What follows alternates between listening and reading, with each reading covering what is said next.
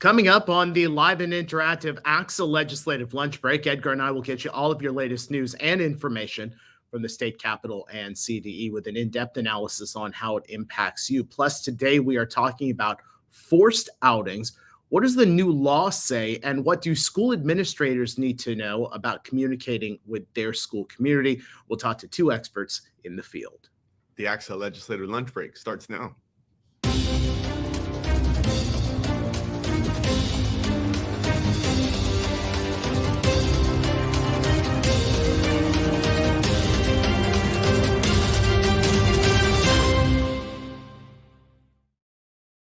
And it's 1 o'clock on a Wednesday. We welcome you to the live and interactive ACSA legislative lunch break, along with Dr. Edgar Zasweta, ACSA's executive director. I'm Naj Alikhan, ACSA's senior director of marketing communications. Welcome. We are honored to have you here on a Wednesday. Go ahead and jump into the chat and say hello. Let us know where you're watching from today. Edgar, how are you? Good. Happy to be back. I'm sorry I missed the party last week. I was a little under the weather, and I almost jinxed myself right here. That's always the hardest part of the show, is that remembering that line you want me to say there in the intro. I almost had a coughing fit, but I got through it. So I mean, if there's one thing, it's remembering that line, the one that was hard for me. And the one that was hard for me for so long was the making sure I got your title correct, to the point where I had to write a Post-it note to make sure it was right in front of me. So I always totally had an utter disrespect. I mean, from you, Naj. So I just thought it was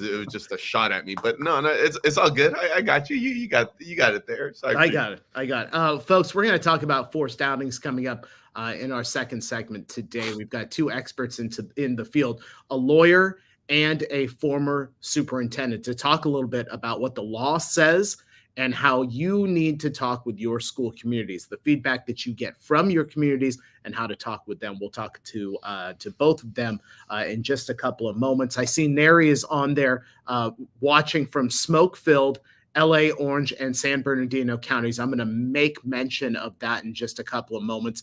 Stephen Hovey with us, Jessica Kiernan with us, Brandy Bruni from San Joaquin County. There you go, Edgar. I take note of new names that I see. I have not seen Brandy's name in there before. So, Brandy, if this is the first time you're with us, welcome. We're happy to have you. Edgar, let me just go to two quick news stories. The first one, and Neri brought attention to it, the smoky counties of Southern California. A story that caught our attention this morning.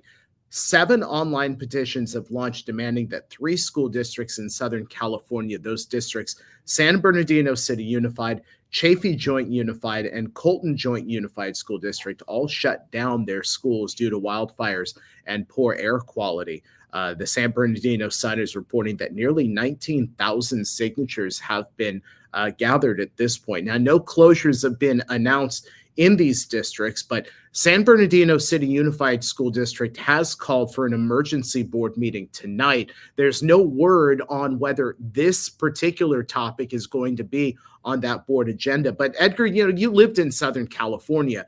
The fire that is being referred to as far as these petitions are concerned, the line fire, which has burned nearly 35,000 acres and is 14% contained. It's shut down some schools, but not all. You grew up, correct, in this general area.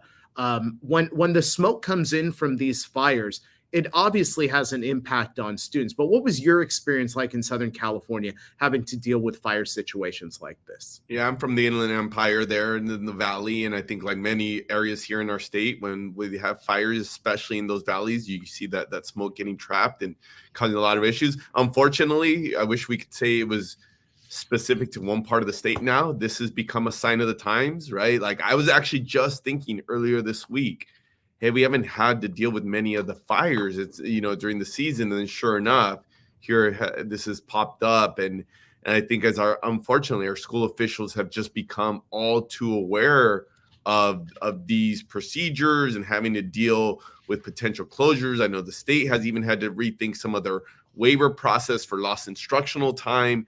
So this has just become one of those other things that our communities, our leaders now have to deal with. Unfortunately, I think this is a result of we've seen this, especially in a state like California and the much of the West, due to climate change and other factors, that this is an annual occurrence. I know the last couple of years it's been up north, where they've dealt with a lot of these types of situations. Best wishes to our friends, to our folks, to our families down in San Bernardino. I know ACSA was reaching out this morning just to see if there's anything we can support or provide. And I will throw out that offer. Sometimes, whether it be direct support, getting in contact with folks here in the state officials, if ACSA can lend, even a little bit of a hand during these challenging times, let us know how we can support. Yeah, absolutely. One other story to bring you. This was a report published by the California Budget and Policy Center on the poverty rate here in the state of California. It says the poverty rate here in California is increased to 18.9% in 2023. That's up from 16.4% in 2022 and 11% in 2021. Now, to put those numbers in perspective, the report indicates that 7.3 million California residents didn't have the basic resources that they need, which is, a startling number. But here's the impact on students, which really, kind of focuses the reason that we brought this story. The child poverty rate in California is actually higher than the overall rate. It's 19.2%. Some of which comes from the expiration of the federal child tax credit, according to this report. Nationally, that expanded federal tax credit kept 2.9 million children out of poverty in 2021. But now, Edgar, more California students have fallen into poverty. It's a disappointing statistic, but perhaps, we talk about the federal child tax credit. I wonder if, as we move into this presidential election and to this next administration, if something like that those data points actually, empowers them to do something to increase the services that we provide to get these kids out of poverty. Yeah, I think it's good. Frankly, even though the data is a little bit sober, right? It's summary that we're heading in the right direction. I think the spotlight on what our families and what our communities are dealing with, as we've seen some changing economic factors and changing fiscal times, I think this is important. Like you said, the first step is to kind of identify the challenges, and then looking at what supports, whether it be from the state, from the federal government, or frankly even just our local leaders, acknowledging what their families are going through. And I think our members is something that they're very much aware of in terms of the families and the circumstances that they're living with. Yeah, absolutely. So let's switch to our topic now, because part of the job as an educator is to have some of those tough conversations with our school communities on serious topics, especially. And one of the new policies on forced outings is one of those conversations that we're hearing a lot about in our school community. So we brought on two experts to talk specifically about that. Sandy Lyon is a retired superintendent from Palm Springs Unified School District, and Peter Fagan is a partner at Fagan Friedman Full Frost F3, for those of you who are in the business. Peter is also the favorite among all of the legal team at F3. Sandy will absolutely agree to that. Correct, Sandy? Yes, that's correct. Thank you, Nago. I really appreciate that. Hey, but that's you got to say good things about the boss there. What else are they gonna say? I know. Seriously. I mean, look, Peter. I say this stuff about Edgar all the time. It's how much of it is true. We'll see. Yeah. So we're not sure if you actually mean it, but that's okay. Yeah. That's okay. That's all right. We're just making sure that he feels good. It's fine. So let's talk about this policy, Assembly Bill 1955. It provides what we could say is much needed statutory clarification to school districts with their forced outing policies, and provides employee protections to the school staff who uphold the students' rights to privacy. I've got two questions, one each for you to start us off. Peter, let's talk about the bill language and what it says. And then Sandy, I'll have you just talk about, how do school leaders combat some of this misinformation that's in the school communities? Peter, I'll have you start. Okay, I'll do a quick run through of the bill. and really the key provisions and what it says in the requirements. So in essence, it prevents educators from being required to disclose information related to students' sexual orientation, gender identity, or gender expression without the student's consent. And unless it's otherwise authorized by law, and there is a couple of exceptions, whether there's a legal order or a health and safety exception. And it also, number two, it prevents school districts from enacting or enforcing policies that require such disclosure. As I'm sure we all know, there were some districts that enacted policies that required disclosure. So if you're in a district that has a policy that requires disclosure, this law says you can't enforce that policy.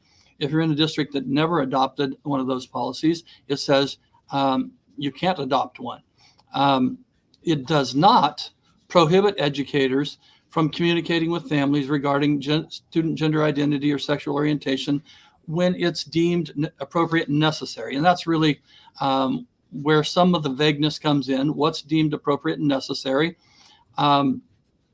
It only states that educators are not required to disclose this information to parents. So a district cannot force an employee to talk to parents about it. If a district tries, that's the protections that you were talking about that staff has. That raises a question, though. The bill does not specifically say staff is prohibited from sharing that information with parents. And that creates a little bit of ambiguity there. And so whenever there's some ambiguity in a statute, the laws of legal interpretation require you to look at the legislative intent. And the legislative intent is clear, much clearer than what the language itself is. And the legislative intent clearly states that the legislature intended to create a student right to privacy relating to gender identity or sexual orientation, and that if a school district is going to share that information with parents, they need to have the student's consent. And the intent also talks about the goal. The goal is to prevent forced negative consequences or interactions at home and foster a welcoming and positive environment when students feel safe and supported, even if they fear repercussions at home. So that's the intent behind it. And the language, while it could definitely be clearer, is not as clear as it should be. The one thing that I will say is that within 72 hours of being passed, several lawsuits got filed against this. And I'll do a quick run through. There's really four main arguments that are being argued in the lawsuits against this AB 1955.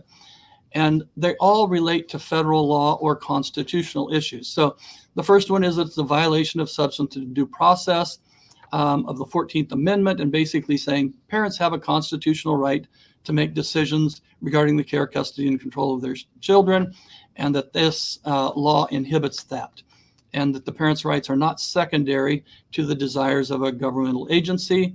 Moving on to the second argument is a violation of the free exercise of religion of the First Amendment, basically saying parents that have a religious concern about this and feel like they need to know, they're devout Christians and believe that their religious beliefs are being inhibited by this law, and compelling parents to allow their child's school to socially transition their child to a new gender without their knowledge would be a violation of their constitutional rights. The third one is not a constitutional argument, but it's a FERPA argument, and that FERPA preempts 1955 because any change to the student's name or identity would constitute an education record. And because FERPA is a federal law and parents are allowed to see student records, the federal preemption doctrine would, FERPA would preempt 1955.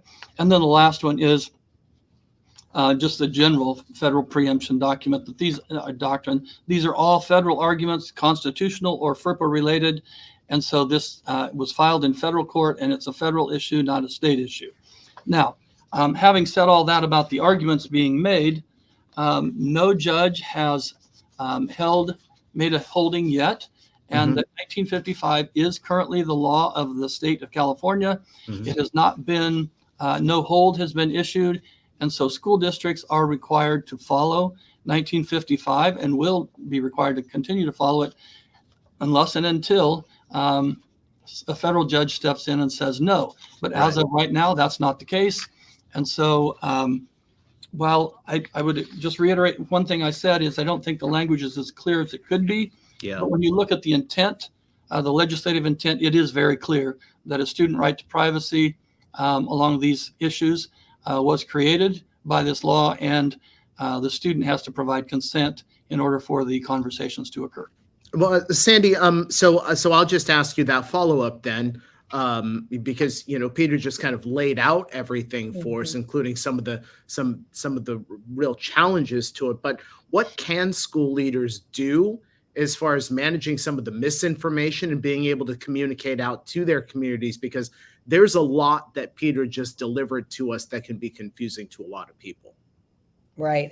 And I do think given, and Peter's an expert attorney and nobody explains things better than Peter. And so when he says it's murky, then we know that we're going to have some challenges going forward. I would say that one of the things that school districts really need to consider is stay on message. We're here to support all students. We work with families. The reality is the number of students involved in this kind of a situation on any district's campuses, it's a small number. And what we always do is support families and students. We're going to make sure our students' needs are met. It's no different in any situation, but we never exclude families if it's possible to include them and make sure that the student is safe. So one of the things that I would say is stay on message. Do not try to counter the misinformation. When we do that, that's when we get ourselves into trouble.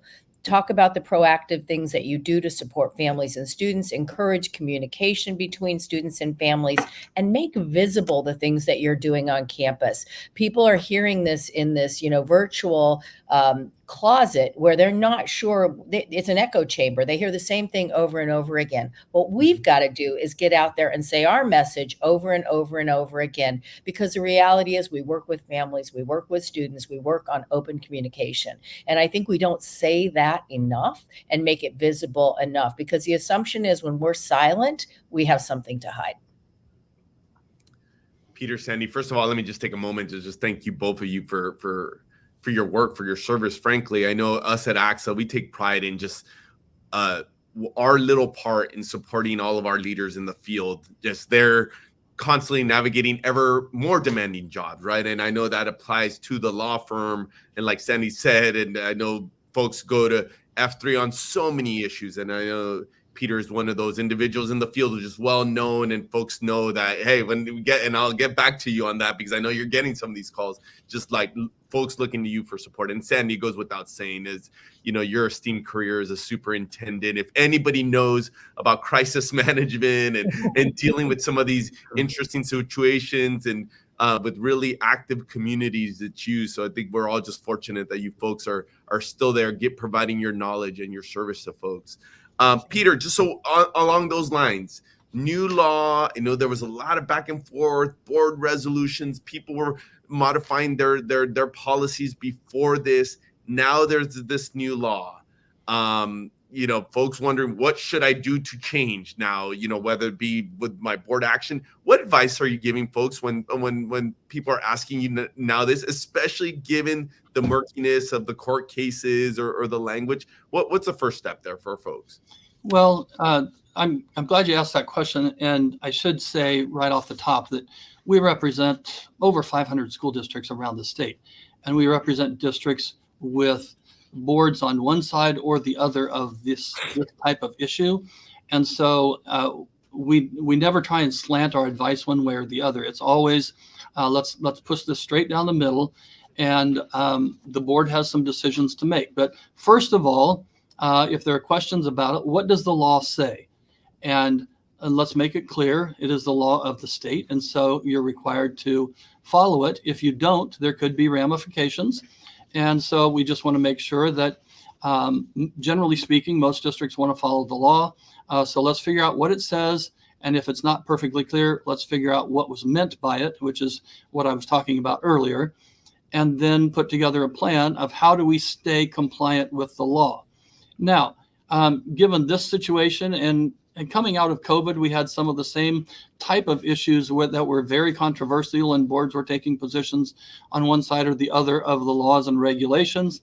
And so another step that we've really added to this is, board, you're our client.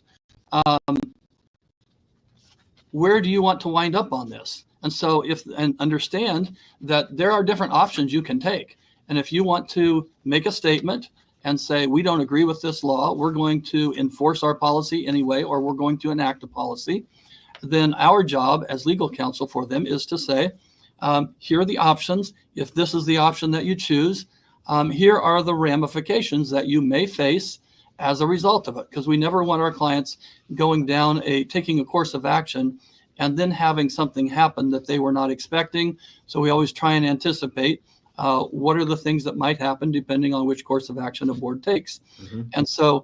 And some boards will say, this is a do or die issue for us, and we are going to make the statement, and we understand that there will be probably litigation and costs incurred, but we want to be that district on the front page fighting this issue. Many other districts will say, somebody else is fighting that already. There's no point for us to be on the front page doing the same thing. It's already being litigated. Tell us how we navigate this until we have clear direction from the courts. And so a lot of it depends on where a district wants to go. And then we tell them what the ramifications are for wherever it is they want to wind up. Here's how you get there, and here are the possibilities, pros and cons of going that direction, and what the ramifications might be. Folks, if you have any questions for Peter and Sandy, go ahead and put those into the chat. Sandy, I want to go in your last response. You said stay on message, which is something that I think those of us in communications try and get across to everybody is you have your message, stay on message. What school leaders should consider from your lens of being a former superintendent? What should school leaders consider when they talk to their boards about these new policies? Well, I think, as Peter just alluded to, local context matters, first of all. So the context in which you sit as a school community is really going to help guide you as a superintendent and as a school leader, how you're going to talk to your community. But I do think the message is, as I said earlier, that our goal is to serve students as best we can in conjunction with their families. So the message that we need to stay on and be clear about is we are open to communication. We will continue to be so, and we are going to make sure that our students, every one of them, has a safe learning environment day in and day out. With boards, what you want them to also understand is sometimes you have to go back and remind them about how you handle any of these situations that crop up in your district over time.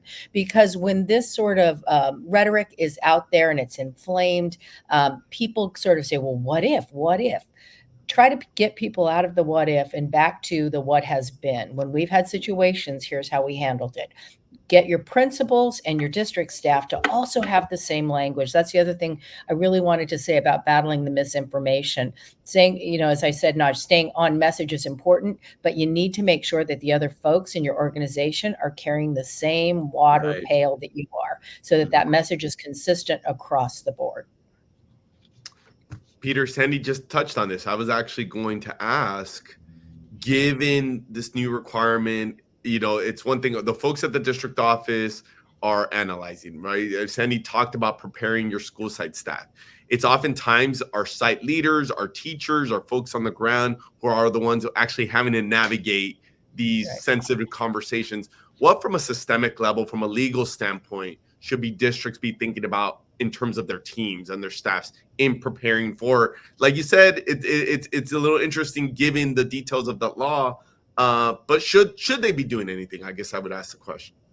Well, yes, I definitely, there should be something being done. And I will echo something that Sandy said. I'll just say it in a few different words, though, is the district should be speaking with one voice.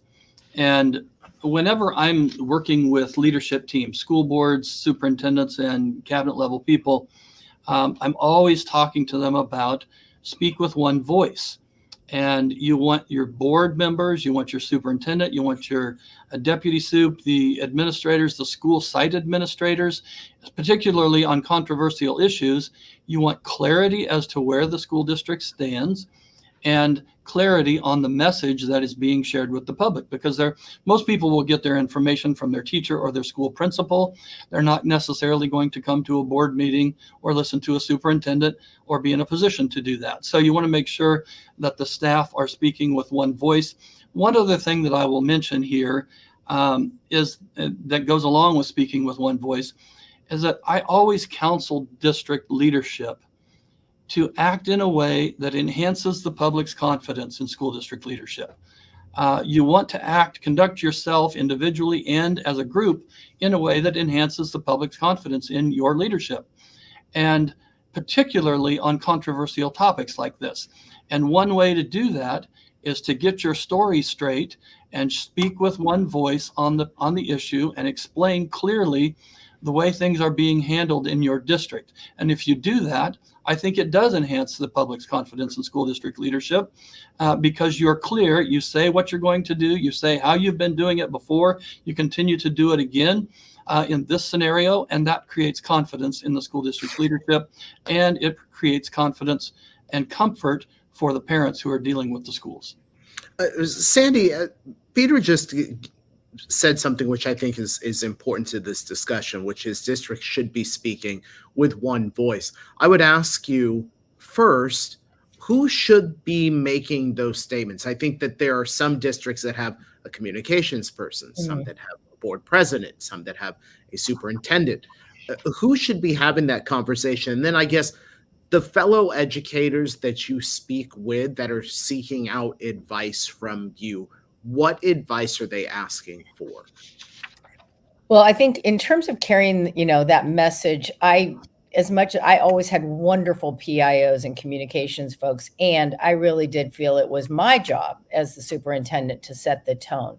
That being said, in conjunction, to Peter's point, with one voice, it was always helpful. And I was fortunate to work with great people who did that, where what I said was what the board president said was what the union leadership said. So we were always very consistent, especially on those things that are super important in terms of, to Peter's point, how people are viewing and trusting us as an organization. That behooves everybody from board member to classroom teacher and classified staff. So we want to make sure that we are consistent around that.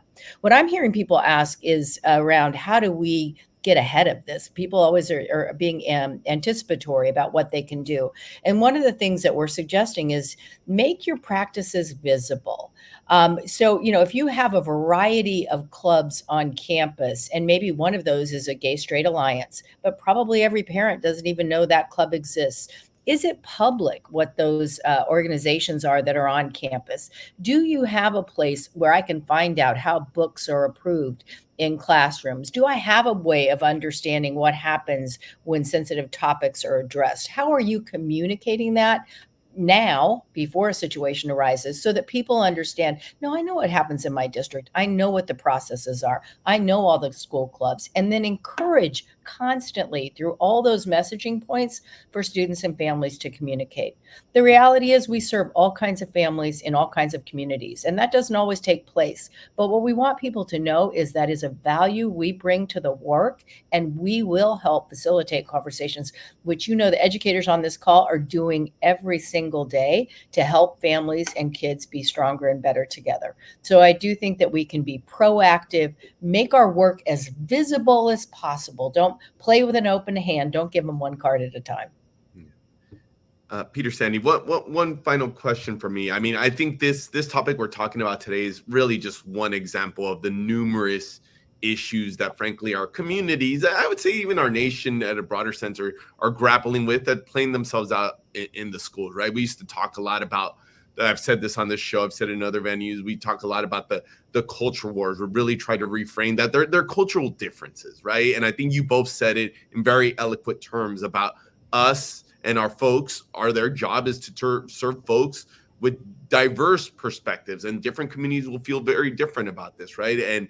But that being said, it's made the job of the educator, of the site leader, that much tougher. So you both have touched on this. I'm just wondering, one suggestion from your distinct vantage point, obviously, Peter, not only from the legal perspective, but as somebody who's just interacting with a lot of school leaders from around the state, one suggestion on how to better navigate this, build these positive relationships, and then I'll give Sandy the final word in terms of from her perspective as sitting in that seat in her former capacity. Peter?